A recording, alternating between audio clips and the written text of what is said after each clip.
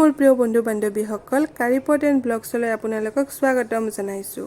আজি বনাব লৈছোঁ শুকান মিছা মাছ আৰু ৰঙালাও। এয়া প্ৰথমতে মই শুকান মিছা মাছখিনিত কুহুমীয়া গৰম পানী দি দিছোঁ আৰু এইখিনি এতিয়া 10 মিনিটমান সময়ৰ কাৰণে এনেকৈ ৰাখি দিম। আপোনালোকে কিন্তু ভিডিঅ'টো শেষলৈকে চাই থাকিব আৰু যদি ভিডিঅ'টো চাই ভাল পায় লাইক কৰিব, মোৰ চেনেলটো ছাবস্ক্ৰাইব কৰিব। এয়া লৈ লৈছোঁ ৰঙালাওখিনি মিডিয়াম সাইজত প্ৰথমে কাটি ল'ম। আজি মই কোনো ধৰণৰ মছলাৰ পেষ্ট বা গুড়ি মছলা ব্যৱহাৰ নকৰোঁ, অকল পিয়াজ নহৰু আৰু কেঁচা জলকীয়াই দিম। কাটি লৈছোঁ এইখিনি। কেৰাহীও গৰম দি দিলোঁ, ইয়াত দি দিছোঁ সৰিয়হ তেল আৰু যিখিনি মিছা মাছ তিয়াই ৰাখিছিলোঁ সেইখিনি ধুই ইয়াত কেৰাহীত দি দিলোঁ।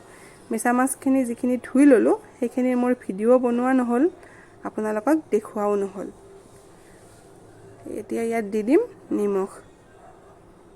ইয়াত নিমখ দিয়ে মই নমাই ৰাখিম, বহুত বেছি সময় ভাজিব নালাগে, একেবাৰে কম সময় ভাজিব, 1 মিনিটমানতে হৈ যাব। বহুত বেছিকৈ ভাজিলে এইখিনি টান হৈ যাব আৰু টান হৈ গ'লে একেবাৰে সোৱাদ নালাগে খাবলৈ। সেই একেখন কেৰাহীতে মই অকণমান তেল দি দিলোঁ আৰু পিয়াজ নহৰু আৰু কেঁচা জলকীয়াখিনি দি দিছোঁ। এইখিনি ৰঙচুৱা হোৱালৈকে ভাজি লৈছোঁ। ইয়াত এতিয়া ৰঙালাওখিনি দি দিলোঁ। আপোনালোকে বাৰু মিছা মাছ আৰু ৰঙালাও খায়নে? মোৰ কিন্তু খুব বেছি প্ৰিয়। যদি কেতিয়াও বনাই খোৱা নাই, এদিন বনাই খাই চাব। আৰু যিসকলে বনাই খাইছে তেওঁলোকেতো বাৰু জানেই কিমান বেছি ভাল লগা হয়। ইয়াত দি দিছোঁ নিমখ আৰু হালধি।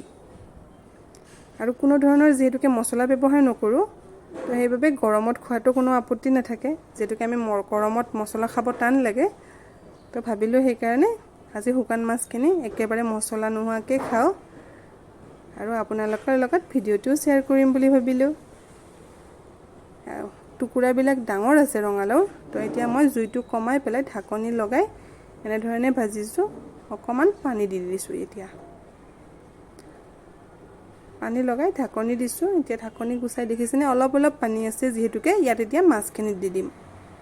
পানী থাকোঁতে মাছখিনি যেতিয়া দিয়া হয় নহয়, মাছখিনি এটা বেলেগ সোৱাদ আহি যায়, কাৰণ যিখিনি নিমখ আৰু হালধি আছে নহয় সেইখিনি মাছত লাগি যায় আৰু এটা ভাল লগা হয় আৰু ৰঙালাওৰ ৰসখিনিও ওলায়, তো এটা বেলেগেই সোৱাদ হয়। তো আৰু মই পানী এড নকৰোঁ, 1 মিনিটমান সময় ঢাকনি লগাই দিছোঁ। এয়া ঢাকনি গুচোৱাৰ পিছত এনেকুৱা হৈ গ'ল। এইখিনি এতিয়া হৈ গৈছে, এইখিনি মই নমাই ৰাখিম।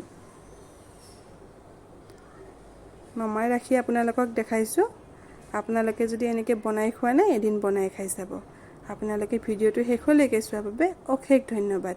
আজিলৈ সামৰিছোঁ।